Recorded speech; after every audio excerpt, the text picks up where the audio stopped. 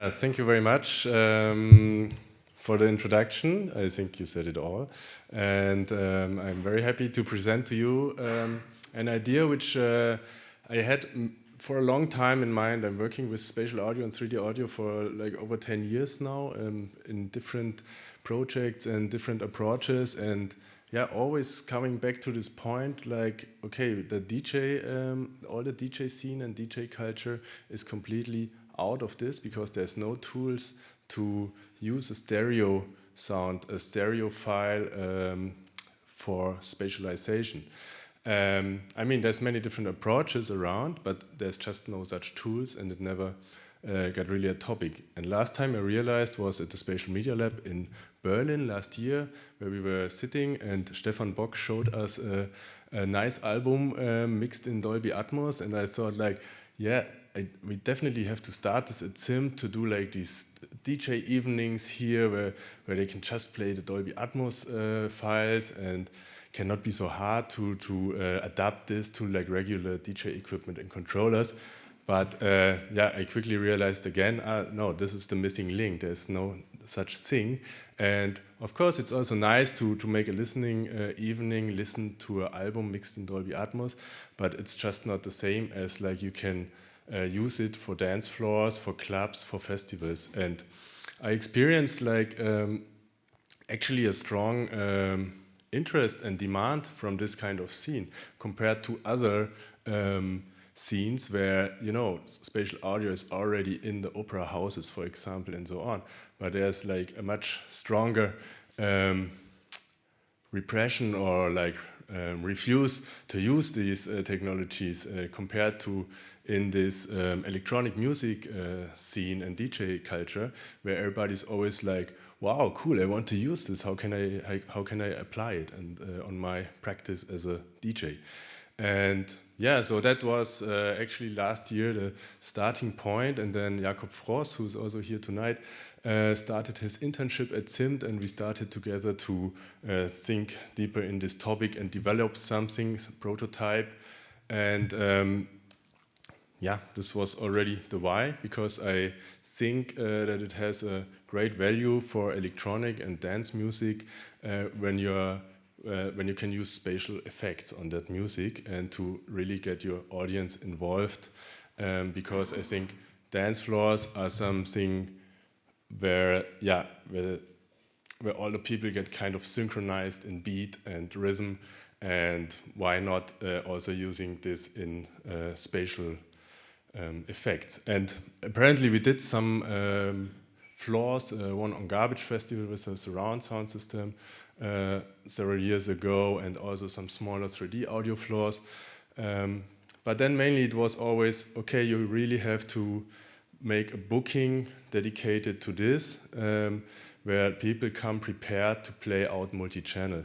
And I want to, our approach of spatial clubbing is to develop a tool. It should be really simple to use for the DJs, that they can stay in their remaining workflow, but still have the opportunity to play around with a spatial sound system as effect. And yeah, as the whole DJ practice, it can be very technical and really complex. And of course, this is something the people learn and they train and they develop skills. And so I think these people are very, very open-minded to learn those technologies, and it will be probably easy for them to adapt new things. And then the how, yeah, as I said, it should be as easy as possible for me to get into it. But then, yeah, you can also go from I want my hi-hats in the back, or I want this full stereo track coming from the back to the front when I fade it in. One scenario can be super easy by just hitting one button. Two sound objects will be placed in the back, driving to the front, beat synced in a certain speed. So you can say it's 4 bars that the track from the back is coming to the front, for example. Yeah, very easy effect to use. But then, of course, you can also go more complex, more in detail, and yeah, have thousands of opportunities to spatialize sounds beat synced. And how we did this is one important piece of the puzzle is Grapes 3D audio control, which we heard of several times today already. I'm very happy about that. It's a software which came from my background as a composer and a sound designer, and playing live with 3D audio with different engines. And I always had the lack of a tool to really intuitively choreograph my sound objects, especially in live scenarios. And that's when, over 7 years ago, this idea came up through all kind of workarounds. I developed with different patchers and developers for specific projects to put all this together in one tool, because I'm not a programmer. And then 3 months later, I have a patch from a project and it doesn't work anymore. And then I need to call somebody again. So my vision was, I want a tool with all these functionalities which just works as a standard. And so we developed a VST plugin and standalone version of Grapes. And I just want to give you a very quick introduction. I think many of you know it, but nevertheless. So here we see Grapes inserted in Reaper as a plugin. And as a short overview over the app, it's kind of 3 parts, the app. So we have on the left side, we have a clip grid, as many of you might be familiar from Ableton with. But in this case, we are not creating sound clips, but we can create clips, trajectory clips, movement clips, as we call it.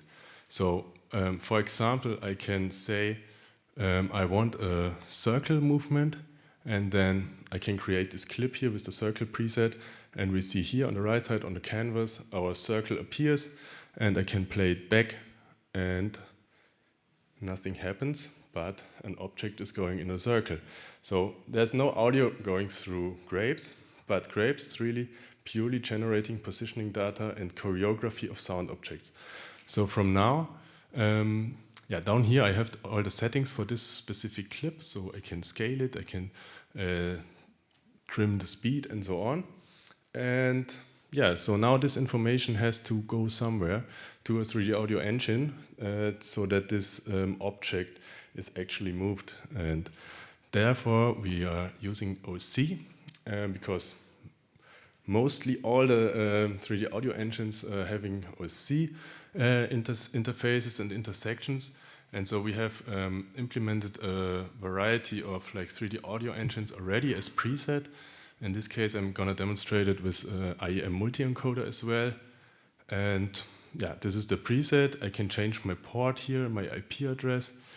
And I change it to 9005 because when I'm not wrong, I'm having a OC port open in the multi-encoder with 9005. And we see that the circle is directly sent. The circle movement is directly sent to the multi-encoder in this case. Here I have the Allrad decoder with the ZiMMT preset in Max RE. I don't know anymore if this is the best choice now, but and now I have like a sound here on object number 1, and I'm gonna play it back.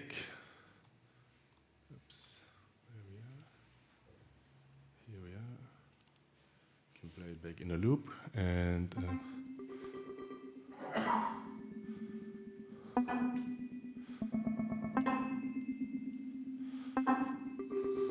yeah, so I hear the sound traveling in the circle. Nothing very new and special for all of you, but just to demonstrate, like I'm sending from Grapes positioning data to my 3D audio engine, and in this clip-based way to control it very quickly live as well. And just to give a few examples, I mean, I have all kind of geometrical forms here. I can insert and modify them, and then I can also, for example, draw my own trajectories here, and then play them back. And then so like this, you can very quickly create any kind of paths and movements, and also trigger then, we are only having one sound now, but with the role play action here, I can trigger full scenes, so I can prepare my cues and scenes, for example, and trigger this for a theater show or whatever, music live performance and so on. And with the flexibility of sending this choreography of your sound objects to any 3D audio engine in the end. And yeah, so there's a couple of more features. We can also output multiple OSC outputs and send it to several receivers. For example, I send one time all my trajectories to a 3D audio engine, and I give also the data maybe to a touch designer user, which can use it for 360 visualization and map his or her visual objects to the sound position. And yeah, so this was originally I created this for live performances and live shows, but then it turned out it's also very useful for linear productions when I'm mixing film in the arts for installations and so on, where the projects are running in a loop constantly, and also for this linear production, of course, I can then record all these trajectories into my timeline and can be very quickly in terms of recording many automation lanes at the same time and just override them again if I don't need them anymore or if I don't like them, instead of going into each individual object and drawing curves. One thing I want to say also that there is this, so by default each of the tracks is routed to one sound object, but of course I can also create groups of sound objects, and this can look like this. So I just go into the track settings and I make the object assignment and add more objects to this track, and then all the objects will go on this trajectory or in a swarm movement, swarm behaviors, or different presets we have here. You can tweak them. And yeah, so this is kind of what we developed over the last years, and we came out last year in November with this. Finally, after really 7 years of following the vision. And yeah, so then there came up the idea with the spatial clubbing, and then I said, okay, I mean, we have all the trajectory options here in Grapes, and let's do something with this. And we then got into, okay, how can we sync it to all kind of DJ equipment? And this is when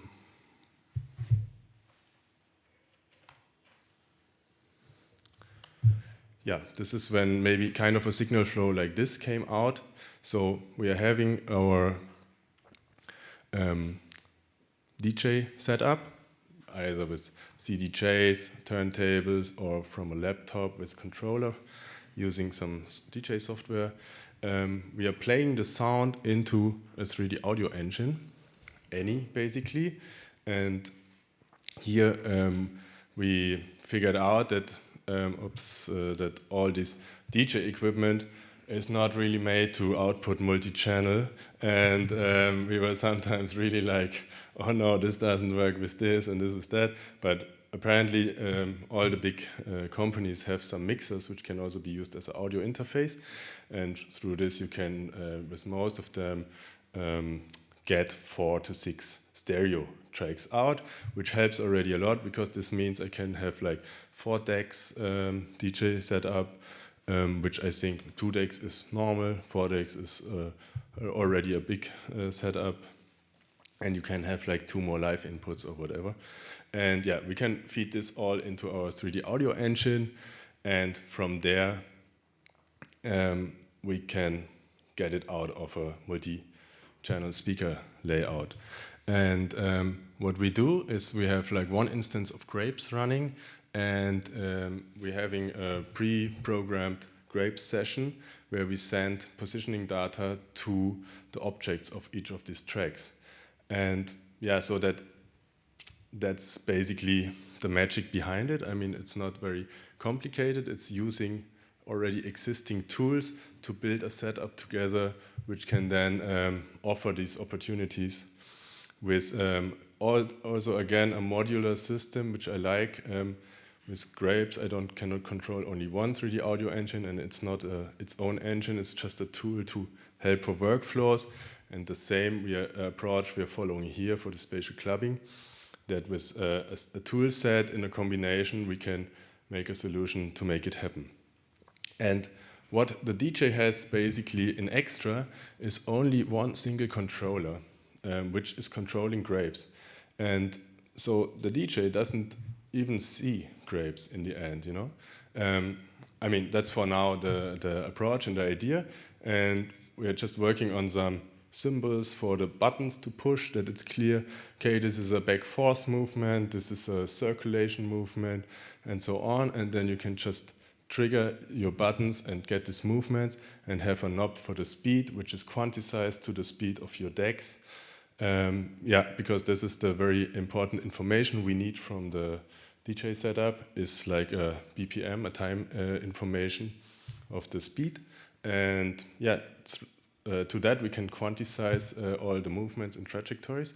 And then you have very quickly beat synchronized movements in the room, which then really work so much better than just randomized speeds of the movement, you know, because if you have like 4 bars back and forth, like this gives like a nice vibe, instead of like it's randomly going somewhere and you cannot really follow it, and you lose a bit like the rhythm and the beat. And what we do in the 3D audio engine is we are splitting frequency bands. Very simple. So we are having 3 bands, the deep frequencies, mid, and the height. And for each of those frequency bands, so we're kind of duplicating the inputs and filtering these bands out. And for each of these bands, we have like 2 objects. So each stereo track in the end has 6 objects.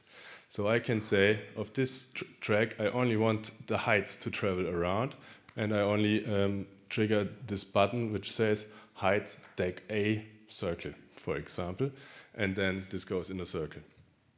And yeah, like this already, it gives a lot of variety to play around with very simple and very quick to explore. And we had already 2 or 3 shows here with this system, and it's not, I'm not claiming it's that far that a DJ arrives and we just say, hey, by the way, we have this, you want to try? But it is with some preparation, and like today, we will hear a DJ set by CIA, and Jakob will assist her with operating the spatialization setup with this prototype system we built. But yeah, the goal is to, of course, I mean, everything needs practice, right? Like DJing and then spatialization for DJing, of course. But the goal is like have a controller, say here, explore it, try it out, and then you can go for it. Yeah, and I think that's mainly what I wanted to tell you about this. Today, it's kind of this setup. We are running actually Reaper with IEM plugins in the background as the 3D audio engine. It goes in there. Then we have like some, in this case, it was with a laptop scenario. That's why there's some other interfaces involved. For the sync information, this was also a bit tricky and complicated, but what is the next step for us is to get into yeah, we want to develop a version of Grapes which is really dedicated for this use case, and where we can get like the link info and the standard tempo inputs as an interface, and we can easily select and connect it to common DJ equipment. Yeah, thank you very much for your attention, and looking forward to spend the evening with you, and thanks for coming.